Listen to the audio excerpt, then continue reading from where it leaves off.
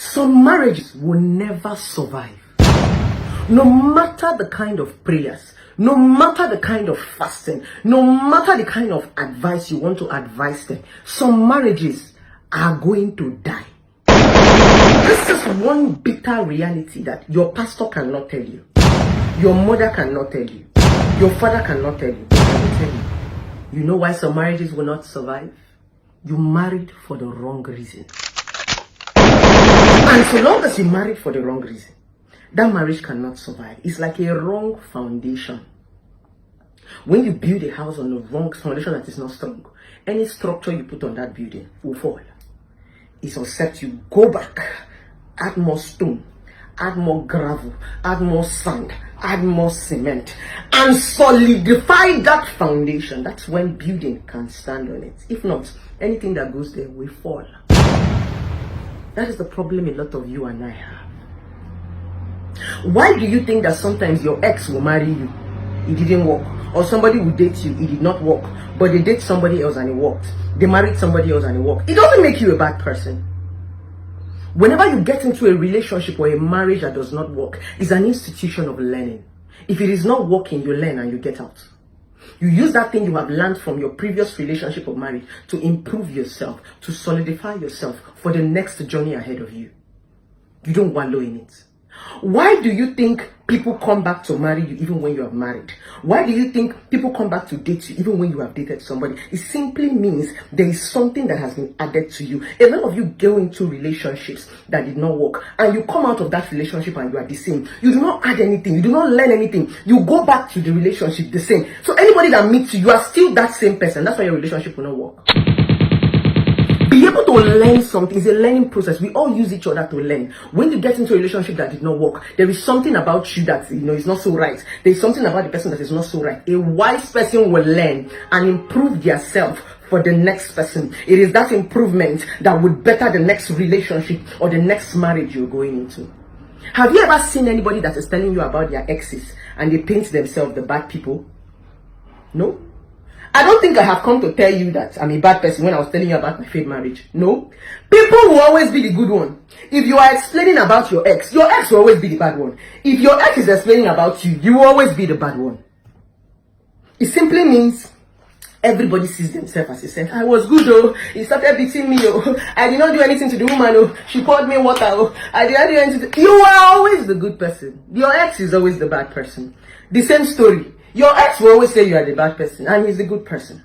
My point is, you need to be able to learn something from every relationship that you go in and come out that did not work. Learn it and use it to improve yourself. It's called self-improvement. In Igbo language, they will say, "Onwe umu nwanyi umu nwoke ji eto akorobia," and "Onwe umu nwoke umu nwanyi ji eto agbogobia." You use people to grow. There is nobody who walks in and out of your life that is a waste. There is nobody that comes in and out of your life that is a mistake. Some come to teach you, some come to help you, some come to grow you, and some come to stay with you. You need to know when people come and they have finished their line of duty and it's time for them to go. Even though it is hard to say goodbye. But once in a while, when you know that you are done with your line of duty, you put tears in your eyes and you say goodbye. Heartbreak does not kill anybody. Heartbreak has never killed anybody. That man that you thought you were going to die when he left you, are you not still looking at me? That woman you thought you were going to lie when they leave you, are you not still looking at me? Don't you have a better life than before? Trust me, there is something my mother used to tell me. She tells me, Kiruka, if good things do not finish. Why we are in a relationship, why we are in a marriage is because we decided to be content with what we have. Once upon a time, there was iPhone 8. Once upon a time, there was iPhone 9, iPhone 10. Now there's an iPhone 11 Pro Max. But don't forget, there are some people that still use iPhone 8. There are some people that still use iPhone 7. The difference is that there's an upgrade in this phone. But every other iPhone can do the same thing that this iPhone can do. Maybe this one will snap a sharper picture. Maybe this one will do a better thing. But there's a similarity in it. But because you are content with what your iPhone 8 can give to you, you stick to it until you are able to upgrade to an iPhone 11 Pro Max. That is a relationship. You don't need to die there. That is the reason why your exes will leave you and they will survive in the relationship they are in. And you'll be wondering, hey, why they say my ex don't marry, I never marry you? Why they say my ex don't go? Hey, see my ex, they don't get picking, I don't give him picking. No. It's a self-improvement. He has been able to learn something from you and he has moved on. You that is still stagnant, you have not learned anything. You are still busy shouting, love me for who I am. Love me for who I am. Love me for who I am. Who are you exactly? I hear people make that statement and I laugh at their ignorance and stupidity. Love me for who I am. Who are you? If you do not improve yourself, if you do not add anything to yourself, you're a bloody nobody. You're going to fizzle away. You're going to be thrown away just like an old beetle. It is called improvement. It is called evolvement. It is called addition. It is called a spice. If you do not do that in your life and you're shouting, love me for who I am. Love me for who I am. You are going to fizzle away in the air because you have not added anything to your being. It is called evolvement. Anybody that is going to come to you in a relationship, anybody that want to come and date you, anybody is simply because there is something about you. Your ex did not see that thing because that thing was not there when your ex was with you. It was something you learned in your previous relationship that you added. That is what is attracting the next man to come and date you. That is what is attracting the next man to come and marry you. That's why you can marry 2 men and marry again. You can marry 4 men and marry again. If you want to marry again, you must learn to add something to your life. That's all. That's the secret. It's as if you don't want to marry. When people see people like us, marriage is not my problem. If I don't want to take my marital statue. But when it comes to marriage, I have men at my beck and call, left and right. Bless him, marry me. They are like this. That is not an issue. My point about you that want to marry, if you want to marry, there need to be an addition. I tell people something, I cannot go back to my ex. They say, why? I say, because that's not who I used to be. I'm not used to that kind of thing. I have grown, I have evolved. My taste of men have changed. When you become independent, when you learn how to spice your life, when you learn how to add something to your life, your taste of men will change. As a man, when you understand who you are, every time a woman leaves your life and you add something to life, your taste of women will change. You see that girl you were crying for 10 years ago, if you look at now, you ask yourself, did I really? You see that man you were crying for 10 years ago. Do you know some of us actually look at our exes and we're like, did I really date this guy?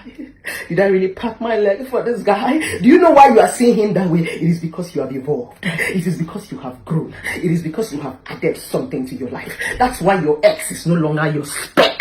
Now you are looking for that man that is going the same direction that you are going to. You are looking for that man that has added something to his life also. It is called direction. My darling, for everybody who come into your life, pick up something, fortify yourself. Some marriages will never work. Some relationship will never work. Stop telling people. Some people should stop lying to you. You will go to this pastor, they will do rabasakapata. You will go to this prophet, they will do sapalabalaba. They will tell you that the Holy Spirit. It is not about the Holy Spirit. A decision is what you decide to do.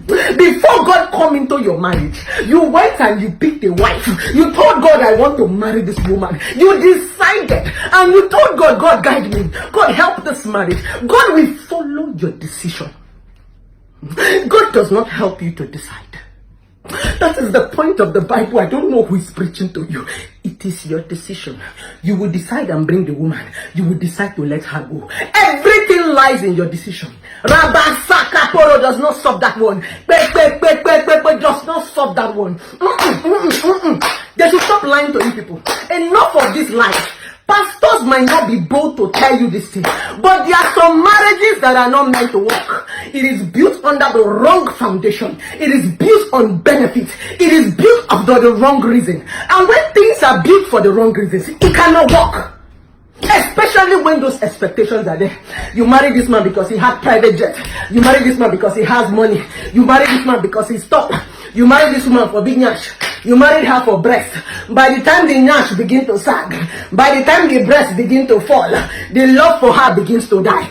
By the time the man no longer has money, the love for him begins to die. It is because you married for the wrong reason. Prayer does not solve that one. It simply means you married for expectation. And when you can no longer meet up the expectation, people will leave you. There is no rapataposapololo. There is no shakera in it. It is something that is built on the wrong foundation. Until you understand these things, you will begin to set your priorities right. When you set your priorities right, marriage can work. God can come in. Prayers can work. But when the priority is not right, whether you sakarabaraba and the woman married you because of money, so long as there is no money, all your sakarabaraba is a waste, because all she came into the marriage is for money. If you married her for big nash, whether you sakarabaraba, it is only natural for a woman's body to fall after giving birth to children. It is only natural for a woman's body to change after giving birth to children. So if you married her for her body will change. No prayer point will keep a man who married you for your body. No prayer. He will always go for that young girl who has a standing breast. He will always go for that young lady who has a big nyash. That is because the marriage was built under a wrong foundation. Get your foundation right if you want to get your marriage and relationship right. Case closed. Then prayers will work at that point in time.